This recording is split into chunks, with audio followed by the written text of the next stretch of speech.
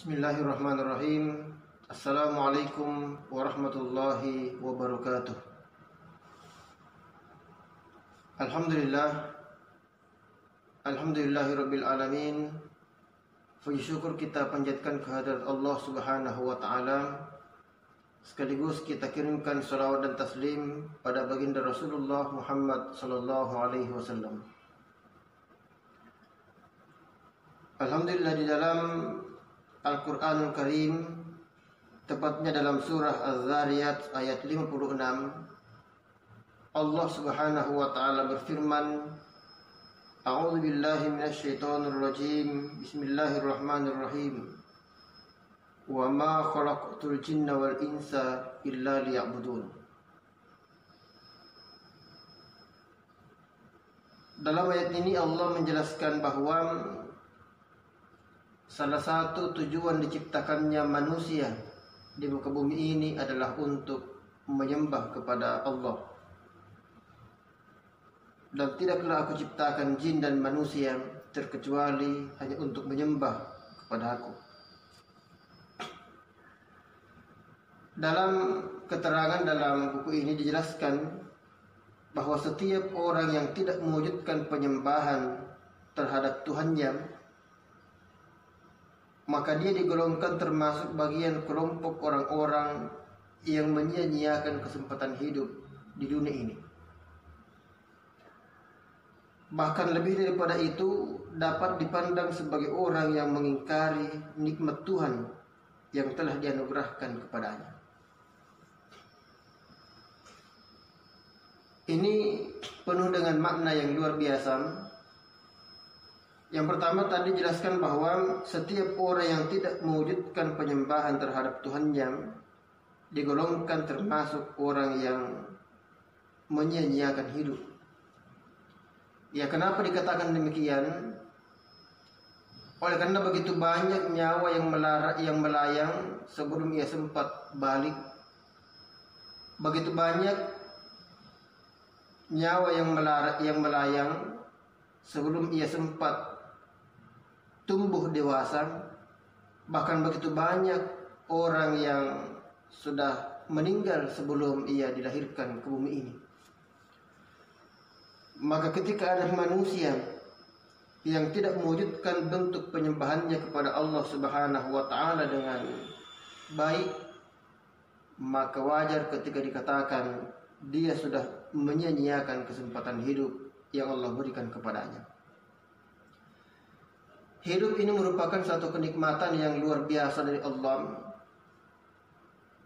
karena inti yang paling disenangi pada diri manusia adalah kehidupan.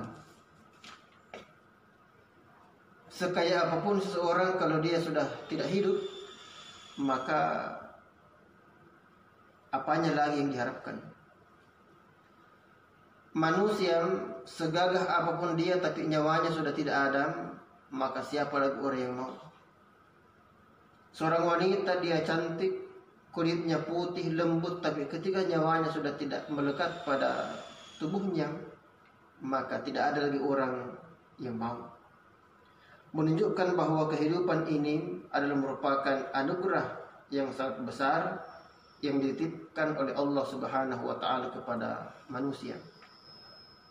Maka dari itu dibutuhkan keseriusan dalam bentuk perwujudan dari penyembahan seorang hamba kepada Sang Khaliq Allah Subhanahu wa taala. Bahkan dijelaskan bahwa lebih daripada itu, orang yang tidak mewujudkan penyembahannya kepada Allah Subhanahu wa taala dipandang sebagai orang yang mengingkari nikmat Tuhannya yang telah dianugerahkan kepada dirinya. Betapa tidak, oleh karena nikmat yang paling utama yang bisa kita rasakan sesuatu adalah ketika hidup ini masih Allah berikan kepada kita. Nikmat hayati adalah merupakan simbol daripada kehidupan dan juga kesempatan yang Allah Subhanahu wa taala masih berikan dan titipkan kepada diri kita. Oleh karena itu, dalam keterangan ini kemudian dijelaskan bahwa sungguh perwujudan penyembahan terhadap Allah termasuk salah satu tanda rasa syukur terhadap nikmatnya. Ya, sehingga kalau kita ingin mewujudkan nikmat hayati, nikmat kehidupan yang Allah berikan kepada kita, maka perbanyaklah bersyukur. Perbanyaklah mengucapkan kalimat-kalimat syukur kepada Allah, minimal dengan kalimat Alhamdulillah. Kalimat Alhamdulillah ini kedengarannya gampang, begitu mudah kita ucapkan, tetapi justru pengamalannya kadang-kadang begitu berat. Mari kita mencoba mengingat-ingat kembali sejak kita bangun waktu subuh tadi sampai pada detik sekarang ini kita berada. Kira-kira sudah berapa kali mengucapkan kalimat Alhamdulillah? Boleh jadi ada di antara kita mengatakan, saya belum pernah mengucapkan kalimat Alhamdulillah semenjak bangun sampai sekarang. Ini contoh yang paling kecil. Maka perbanyak mengucapkan kalimat tersebut. Oleh karena dengan banyak mengucapkan kalimat Alhamdulillah, maka ini sudah merupakan satu kalimat pengakuan kepada Allah Subhanahu wa taala bahwa kita ini makhluk yang tidak ada apa-apanya. Kita ini makhluk yang sangat lemah. Yang paling kuat dan bahkan maha kuat itu hanyalah Allah Subhanahu wa taala.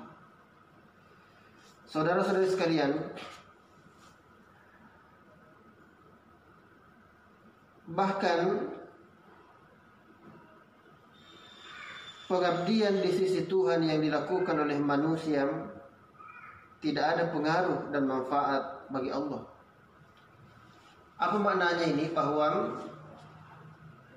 kita ini sebagai hamba kepada Allah, dan Allah itu adalah pencipta dan Tuhan yang layak kita sembah dan satu-satunya yang kita harus sembah.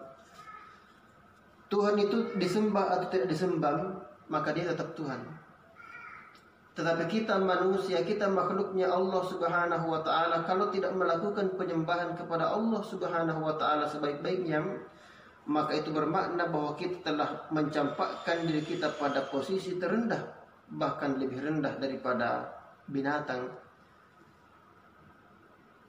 Kita lebih rendah daripada binatang. Dan itulah sebab ada teori mengatakan manusia adalah makhluk binatang yang berbicara. Tetapi itu terjadi, itu terkhusus bagi orang yang tidak mampu mewujudkan penyembahannya kepada Allah Subhanahu wa taala. Tapi sebaliknya, bagi orang yang beriman, yang bertakwa kepada Allah Subhanahu wa taala, yang senantiasa menyembah kepada Allah kapanpun dan dimanapun saja ia berada, maka baginya dia adalah merupakan makhluk yang paling mulia dan tidak layak dikatakan sebagai binatang berbicara. Nah, dalam kajian ini tadi dikatakan bahwa pengabdian di sisi Tuhan yang dilakukan oleh manusia tidak berpengaruh dan tidak bermanfaat kepada Allah. Ya, kenapa demikian? Oleh karena sebanyak apapun orang yang menyembah kepada Allah, maka Allah tetap kekuasaannya sudah jauh lebih besar daripada itu. Sebaliknya, semakin kecil orang, sebegitu kecil pun orang yang menyembah kepada Allah Subhanahu wa taala juga tidak akan menurunkan derajat ketuhanan Allah. Dia tetap zat yang maha kuasa, dia tetap zat yang maha memiliki segala sesuatu. Itulah sebab kenapa dalam hadis qudsi dijelaskan bahwa ya ibadi, ini Allah mengatakan dalam hadis qudsi, ya ibadi, wahai hambaku, kata Allah Subhanahu wa taala, law anna awwalakum wa akhirakum wa insakum wa jinnakum kanu ala atqa qalbi rajulin wahidin minkum ma zada fi mulki syai'a. Ya Allah mengatakan bahwa sekiranya orang yang terdahulu dan orang yang terakhir hidup di muka bumi ini dari kalian semua selaku umat manusia dan bangsa jin adalah ibarat seseorang daripada kamu yang dalam hatinya terdapat rasa takwa kepadaku, kata Allah, sungguh tidak akan menambah kekuasaanku barang sedikit pun. Artinya bahwa Allah itu kekuasaannya sudah permanen. Sebanyak apapun orang yang menyembah kepadanya, kekuasaannya tidak bertambah. Mengapa tidak bertambah? Karena memang segala sesuatu sudah miliknya dan tidak ada makhluk yang sanggup menambahnya. Yang benar hanya Allah lah yang boleh dan sanggup membagi-bagikan apa yang ia miliki kepada makhluk hidup. Nah, sekiranya manusia selaku hamba Allah tidak melakukan penyembahan terhadap Khaliknya, maka sikap yang demikian itu pun tidak akan mengurangi kekuasaan Allah Subhanahu wa ta'ala. Dalam firman Allah, dalam hadis qudsi Allah mengatakan, "Ya ibadi, wahai hambaku, law anna awwalakum wa akhirakum wa insakum wa jinnakum kanu ala ufjari qalbi rajulin wahidin minkum ma naqasa min mulki syai'a." Ya Allah mengatakan bahwa sekiranya orang yang terdahulu dan orang yang terakhir dari kamu selaku umat manusia maupun dari bangsa jin adalah ibarat seseorang daripada kamu yang dalam hatinya terdapat benih-benih kejahatan, maka tidak akan mengurangi kekuasaanku sedikit pun, kata Allah Subhanahu wa ta'ala. Maksudnya bahwa seandainya pun tidak ada manusia dan jin menyembah Allah sejak orang dan yang pertama diciptakan ataupun dari jin yang pertama diciptakan sampai kepada makhluk yang terakhir hidup di muka bumi ini, sekiranya pun mereka tidak ada yang menyembah kepada Allah, itu tidak akan mengurangi derajat ketuhanan Allah. Dia tetap yang maha kuat, dia tetap yang maha kuasa. Saudara-saudara sekalian, ini menunjukkan bahwa Allah itu tidak butuh disembah. Yang benar, kitalah manusia yang butuh menyembah kepada Allah Subhanahu wa ta'ala. Maka perbaikilah niat kita, perbaikilah komitmen kita untuk senantiasa menyembah kepada Allah Subhanahu wa ta'ala kapanpun dan dimanapun saja kita berada. Terakhir, dalam hadis qudsi Allah mengatakan, "Ya ibadi, innama hi a'malukum uhsiha lakum, faman wajada khaira falyahmidallah, wa man wajada syarran fala yalumanna illa nafsahu." Wahai hambaku, kata Allah, sesungguhnya amal usahamu hasilnya itu diperuntukkan bagimu. Maka barang siapa mendapatkan kebaikan, hendaklah dia menghadapkan puji-pujian ke hadirat Allah. Dan barang siapa yang mendapatkan selain daripada apa yang demikian itu, maka janganlah ia bersikap dengki kepada Tuhannya, kecuali ia harus berlaku dengki terhadap dirinya sendiri.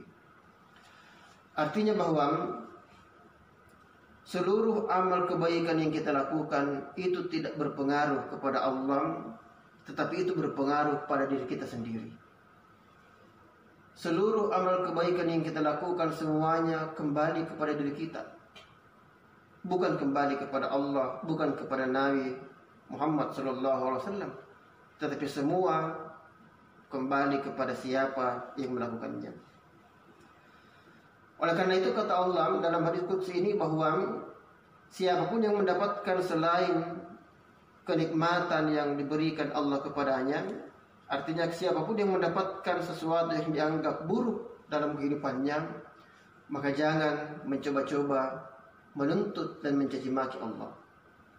Tetapi yang dilakukan adalah berlaku dengkilah terhadap diri sendiri. Artinya lakukan introspeksi diri.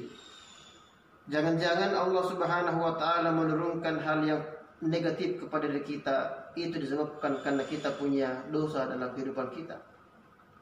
Dan itulah sebab kenapa para ulama sufi mengatakan bahwa jangan-jangan putusnya sandal jepitmu ketika engkau berjalan di satu tempat, jangan-jangan itu disebabkan karena dosamu pada masa lampau yang pernah engkau lakukan dan belum bertaubat atas dosa tersebut. Oleh karena itu perlu kita sadari bahwa seluruh keburukan yang kita alami dalam kehidupan di bumi ini itu boleh jadi bahkan sudah pasti disebabkan karena ulah tangan perbuatan kita sendiri. Boleh jadi itulah cara Allah Subhanahu wa taala untuk menegur kita disebabkan karena dosa kita di masa lalu yang belum sempat kita bertaubat atas hal itu. Saudara-saudara sekalian, ini kajian kita pada hari ini. Semoga dirahmati oleh Allah Subhanahu wa taala. Wallahul muwaffiq ila aqwamit thariq. Wassalamualaikum warahmatullahi